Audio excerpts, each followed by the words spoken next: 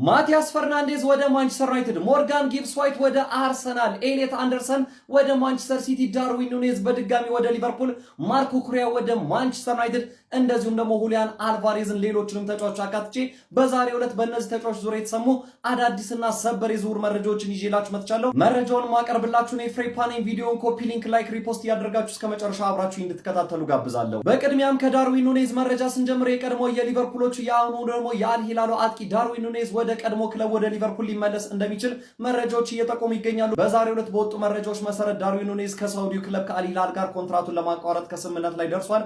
ወደ አውሮፓ መመለስ ይፈልጋል። በተለይም ደግሞ የቀድሞ ክለቡ ሊቨርፑል አሁን ላይ ፈላጊ ሆኖ ብቅ ብሏል። የሊቨርፑሎቹ አዲሱ አለቃ አንዶኒ ኢራዮላም የዚህ ተጫዋች አድናቂ መሆናቸውን የተሰማው ምናልባትም ዳርዊን ኑኔዝ ወደ ቀድሞ ክለብ ወደ ሊቨርፑል ሊመለስ እንደሚችል መረጃዎች ጠቁመዋል። በቀጣይ የምንመለከተው የማርኮ ኩሪያ መረጃ ይሆናል። ከዚህ ቀደም ከቼልሲ ሊለቅ እንደሆነ የተሰማው ማርኮ ኩሪያ ከዚህ በፊት ከባርሴሎና እንደዚሁም ከሪያል ማድሪድ አለፍ ሲልም ከአትሌቲኮ ማድሪድ ጋር ስሙ በስፋት ሲገናኝ ነበረ።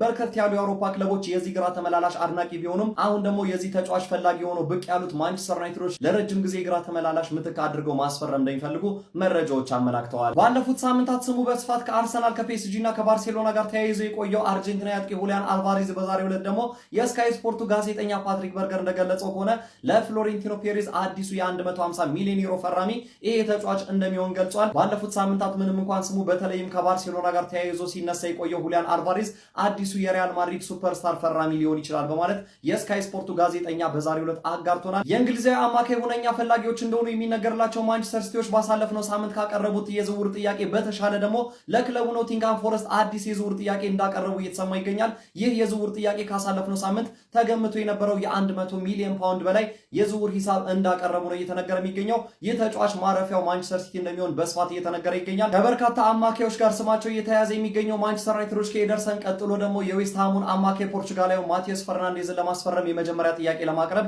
በዝግጅት ላይ እንደሚገኙና የዌስትሃምን የ80 ሚሊዮን ፓውንድ ጥያቄ እንኳን የሚመለስ ባይሆንም እዛ አካባቢ ላይ የመጀመሪያ ጥያቄያቸውን ሊያቀርቡ እንደተዘጋጁ ተሰምቷል። ተጫዋቹ በርካታ የአውሮፓ ክለቦች እየፈለጉት ቢገኙም የመጀመሪያ ምርጫው ግን ማንቸስተር ዩናይትድ እንደሆነና ከብሩኖ ፈርናንዴዝ ጋር ከሀገሩ ልጅ ጋር አብሮ ለመጫወት ፍላጎት እንዳለው እየተነገረ ይገኛል። ሞርጋን ሮጀርስን ለማስፈረም በስፋት እየተንቀሳቀሱ የሚገኙት መድፈኞቹ አርሰናል ምናልባትም የሱ ፊርማ የማይሳካላቸው ከሆነ ሌላኛውን እንግሊዛዊ 10 ቁጥር ቦታ ተጫዋች ሞርጋን ጊብስ ዋይትን ለማስፈረም ፍላጎት እንዳላቸው በዛሬው ዕለት በስፋት ሲዘገብ ውሏል። ተጫዋቹ መድፈኞቹ አርሰናሎችን ልክ እንደ ሞርጋን ሮጀርስ ሁላ ለመቀላቀል ፈቃደኛ እንደሆኑ መረጃዎች እየጠቆሙ ይገኛሉ። በመጨረሻም የሮቤርቶ ዲዘርቢው ቶተናሞች የማንቸስተር ሲቲውን የክንፍ አጥቂ የሆነው ሳቪኒዮን ለማስፈረም ከመቼውም ጊዜ በላይ ተቃርበዋል። ባሳለፍነው የዝውውር መስኮት በፈረንጆቹ የጃንዋሪ የዝውውር መስኮት ላይ ይህንን ተጫዋች ለማስፈረም ከፍተኛ ፍላጎት እንዳላቸው ተገልጾ ነበረ።